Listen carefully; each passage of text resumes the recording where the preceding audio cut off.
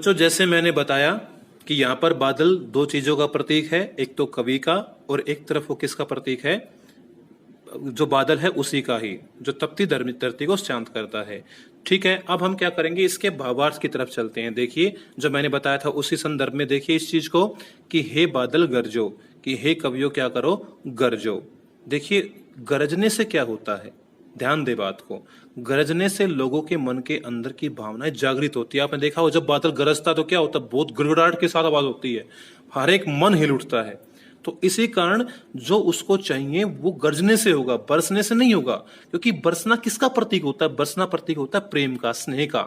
लेकिन यहाँ पर कवि को प्रेम और स्नेह नहीं चाहिए, यहाँ पर तो कवि को क्या करना है, लोगों को जगाना है, उनको भड़काना है अंग्रेजों के खिलाफ, और एक क्रांति करवा करके विध्वंस करवाना, नाश करवाना इस चीज का, गुलामी का, और एक नया जीवन क्या करना है, शुरू करवाना। और उसके लिए बादल की बसने की नहीं, गरजने की जरूरत होगी। तो तभी कहता है कि हे बादल गरजो। ठीक है, हे कवियों गरजो, क्या करो, अपनी नई नई कल्पनाएं करो।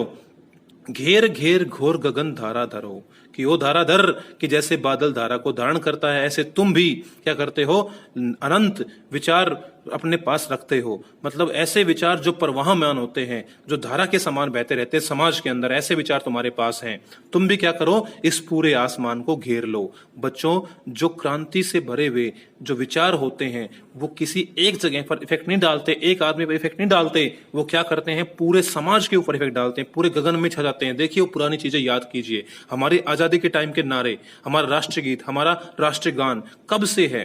ठीक है, उनका इफेक्ट है कुछ लोगों पर था नहीं, वो भी तो एक कवि की रचनाएं तो हैं, और उन्होंने क्या किया था, पूरे के पूरे देश को घेरा, अपने प्रभाव में डाला। तो ऐसे ही जो तुम्हारे विचार होंगे, जैसे बादल पूरे गगन को घेर के बरसता है, ऐसे तुम्हारे विचार भी जो है कोई कैसे हो कि वो पूरे आसमान को घेरने वाले हो, पूरे संसार पर इफेक्ट डालने वाले हो। और संसार छोटा नहीं है, घोर है, बड़ा बड़ा है। दलित ललित काले घुंघराले, कि जैसे बादल नए नए होते हैं, सुंदर सुंदर होते हैं, ऐसे वो विचार भी बड़े सुंदर होते हैं। क्योंकि सीधी सी बात है, जो किसी को आजादी दिला सकें, जो जीवन परिवर्तन कर सकें, वो विचार सुंदर तो होंगे ही होंगे। और काले, काले किस लिए बताया, क्योंकि वो विध्वंस करवाने वाले हैं। आप जानते हैं विध्वंस के बाद ही निर्माण होता है। जब कोई पुराना नया घर बनाना होता है तो पहले पुराने को तोड़ना पड़ता है, तभी जाके नया बनता है। तो इसी कारण उसको विध्वंस करवाने वाला और काला बताया। और घुंघराला, अटपटे होते हैं, घुमावदार होते हैं वो विचार, जो सभी इंसानों की समझ में नहीं आते। कई लोग तो सोचते क्या यार, क्या कह रहा है, आजादी के लिए कह रहा है बताओ, लेकिन उनके लिए वो बात समझ में आने वाली नहीं, वो केवल उनको ही समझ में आती है जो उसको समझने के लायक होते हैं। तो ऐसे विचार आप सामने लेके आओ कवियों, जो सुंदर सुंदर हो, काले हो और घुंघराले हो, और बाल कल्पना कैसे पाले, कि जैसे बादलों को देखकर लगता है कि ये बच्चों की कल्पना से बनाए हुए हैं, सेम ऐसे ही वो विचार जो होते हैं कवियों के, जो क्रांति लाने में संभव होते हैं, वो विचार भी ऐसे लगते हैं जैसे बच्चों के बनाए हुए हों। क्योंकि कई लोगों ने उस समय भी माना होगा कि इतनी बड़ी मतलब जो सत्ता है, अंग्रेज सत्ता, उसके खिलाफ कैसे खड़े हों, कैसे लड़ेंगे, ये लोग कैसी बातें कर रहे हैं, बच्चों जैसी बातें कर रहे हैं कि हम इतनी बड़ी सत्ता कैसे हरा पाएंगे।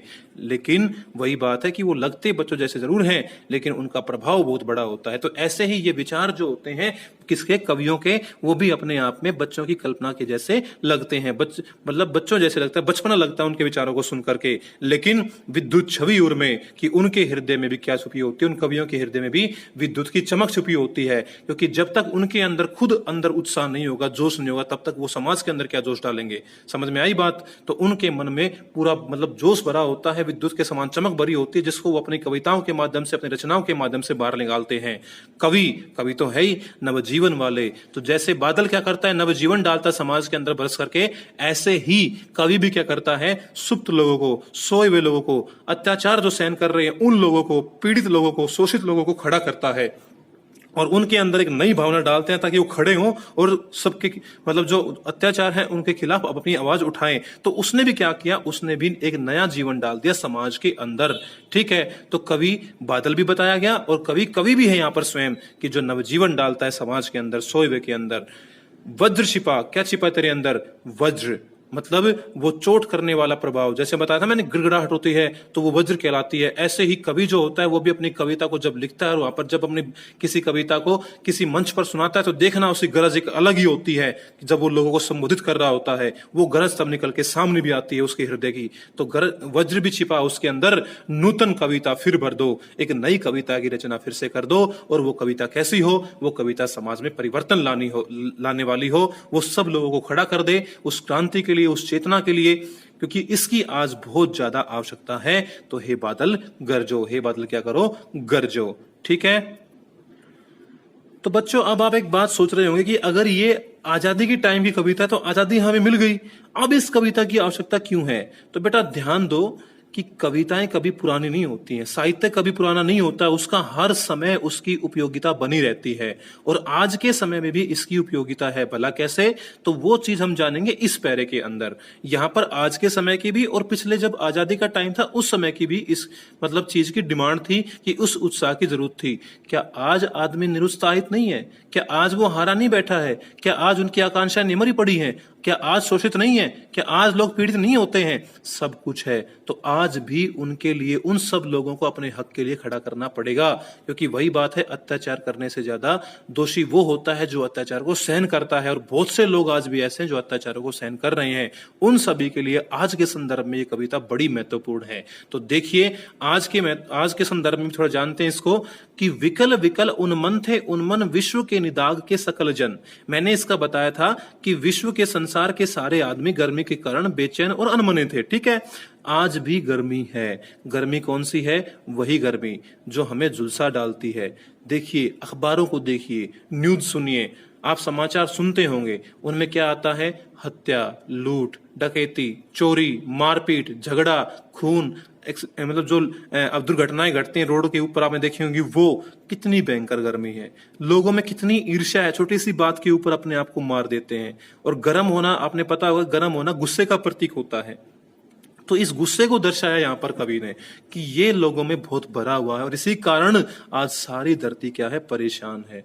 एक देश नहीं, एक राज्य नहीं, एक समूह नहीं, एक गांव नहीं, एक लोग नहीं, सब पूरा देश। देखिए कैसे आपस में, आज वही बात है, कोरोना जब चल रहा है तो कैसे लोग आपस में एक दूसरे को दुष्ट ठहरा रहे हैं। चाइना अमेरिका को, अमेरिका चाइना को, कोई किसी को, कोई किसी को, मतलब सारे संसार में ये ईर्ष्या वाली भावना, बदले वाली भावना, हर चीज की भावना क्या है? फैली हुई है। तो सकल जन सारे हैं इससे बेचैन, सब बेचैन है इन चीजों से, सब बेचैन हो जाते हैं। सीधी सी बात है, लोगों का मन नहीं लगता है फिर न अपने घर में न बाहर में। बेचैन कैसे हैं? क्योंकि जो समाज क्या वो अपने आप में असुरक्षित हो, क्या वहां पे लोग अपने आप को मतलब संतुष्ट महसूस कर पाएंगे? क्या वहां पर उनको अपने मन को ठहराने के लिए स्थान मिल पाएगा? नहीं, वो बेचैन ही रहेंगे, विकल ही रहेंगे, क्योंकि उन्हें कभी भी अपने आप को सुरक्षित रहने का एहसास नहीं हो पाता है।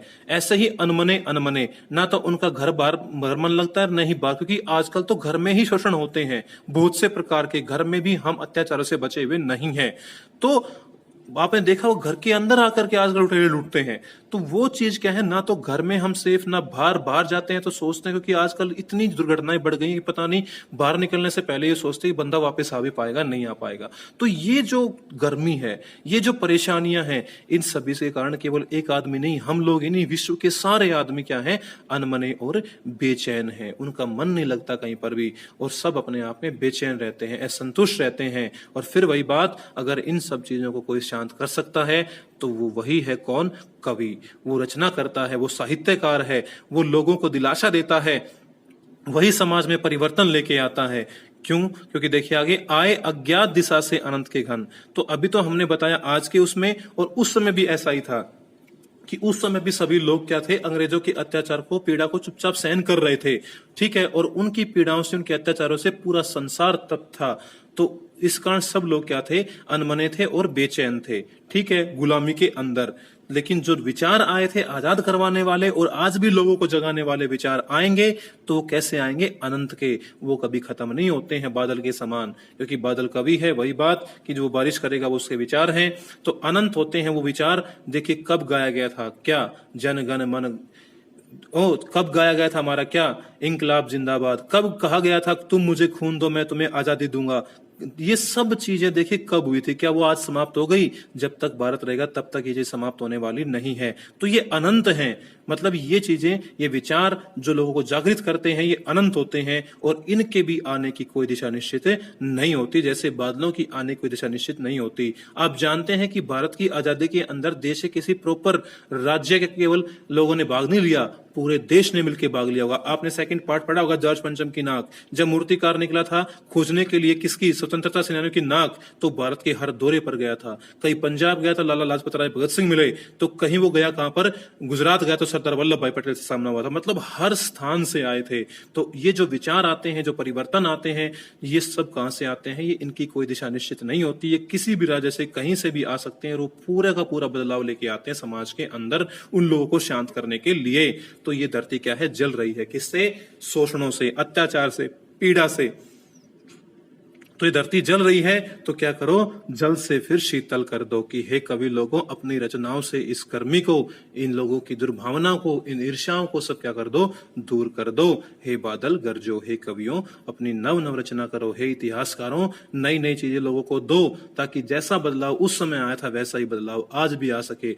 आज भी लोग क्या है, शोषित हैं, पीड़ित हैं, अत्याचार को सहन कर रहे हैं। तो आज भी क्या हो, वो उठ खड़े हों, उन सबके खिलाफ आवाज उठाएं, क्रांति आए, उनके अंदर उत्साह भरो। तो ये चीजें क्या होती हैं, लोगों में उत्साह भर के एक नव निर्माण के लिए उनको तैयार करती हैं। और फिर वही बात कि ये चीजें होती ही अब आप सोच रहे हैं क्या केवल कवि एक परिवर्तन ला सकता है? वास्तव में किसी कविता के माध्यम से ये संभव है? तो बेटा एक बार हिस्ट्री उठा के देख लो, इतिहास उठा के देख लो, और ज्यादा दूर जाने की आवश्यकता नहीं, आप 9th क्लास में ही आ जाए। आपने एक पोइम पढ़ी हो केदिर कोकिला, किसकी थी? माखनलाल चतुर्वेदी। कितनी अच्छी पोएम थी, उसने जागृत किया था, उसने दिखाया कि लोगों के ऊपर क्या क्या अत्याचार होता है जेलों के अंदर। ठीक है, एक और पाठ पढ़ा होगा आपने, कौन सा? दो बैलों की कथा। तो उसके अंदर भी प्रेमचंद ने बैलों के माध्यम से दर्शाया कि जब ये बेजुबान जानवर अपनी स्वतंत्रता के लिए इतना संघर्ष कर सकते हैं तो तुम तो बुद्धिमान लोग हो, कम से कम तुम भी तो खड़े हो अपनी आजादी के लिए। हमने लगभग हर पाठ के अंदर मेरे संग की औरतें देखिए कैसे मृदुला गर्ग ने हर महिला को लेकर के आजादी की तरफ मोड़ा। उसकी नानी ने बलिदान दिया, कैसे अपनी बेटी की शादी करवाई थी। स्वयं लेखिका ने हिस्सा लिया, समझ रहे हो। तो हर आदमी क्या था कि उस समय स्वतंत्रता के लिए इतना बेचैन था।